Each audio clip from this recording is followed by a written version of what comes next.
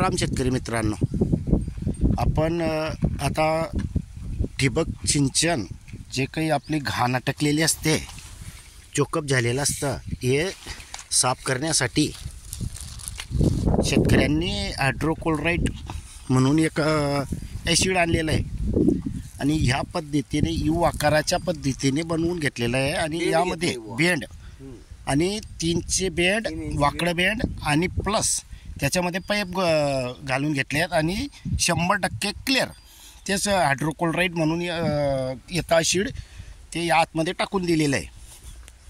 आणि आता नळी बघू शकताय तुम्ही ह्या पद्धतीने करता येते की जेणेकरून नळीमध्ये सुद्धा ॲसिड जाईल.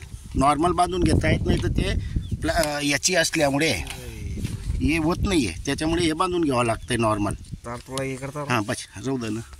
या पद्धतीने तार बांधून घेतलेला आहे आणि ते आता या अशा पद्धतीने आतमध्ये टाकणार आहेत. हातामध्ये मात्र प्लॅस्टिकचा ग्लोव्ह या काहीतरी घालणं महत्त्वाचं आहे, त्याच्यामुळे हे घालून घेतलेलं आहे. तर याच्यामुळे 99% ठिबक सिंचन चोकअप निघून जातं आहे, पुढं आतमध्ये गेलेलं आहे. या पद्धतीने आता गेल्यानंतर हळूहळू हे काढायचे आहे ते की जेणेकरून आतमध्ये पाणी घुसेल आणि क्लिअर होईल ॲसिड, पाणीनी ॲसिड. आता हे बघू शकतायत, आता बाहेर निघेल तेव्हा वाफ निघते, इथं थांबता येणार नाही अशी वाफ निघते आणि पूर्ण जे ड्रीप असतं ते पूर्ण क्लिअर झालेलं दिसतं आहे. ज्यामध्ये घाण आहे ते हळूहळू असं शिजण्यासारखं होतं आहे. तर शेतकरी मित्रांनो, हे शेतकरी पहिल्यापासून लागवड करण्या अगोदर हेच नियोजन करून घेतात, म्हणजे जेणेकरून नळी जास्त काट टिकते आणि विशेष म्हणजे चोकअप नसल्यामुळे सर्व पिकांपर्यंत म्हणजे शेवटच्या बांधापर्यंत पाणी हे एकदम क्लिअर जातं. शेतकरी मित्रांनो, शक्यतो ग्लोव्ज आणि नाकाला ते मास्क बांधून घेणं महत्त्वाचं आहे. यांना मास्क भेटलं नाही त्याच्यामुळे राहून गेलेलं आहे, बांधवलं नाही.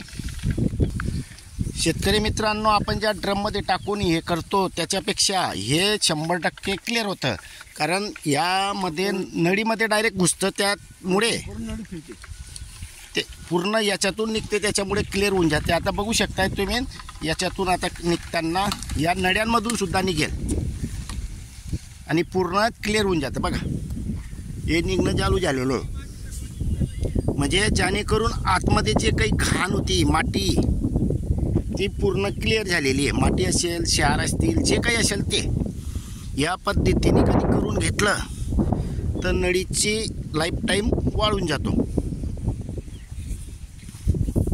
धन्यवाद मित्रांनो.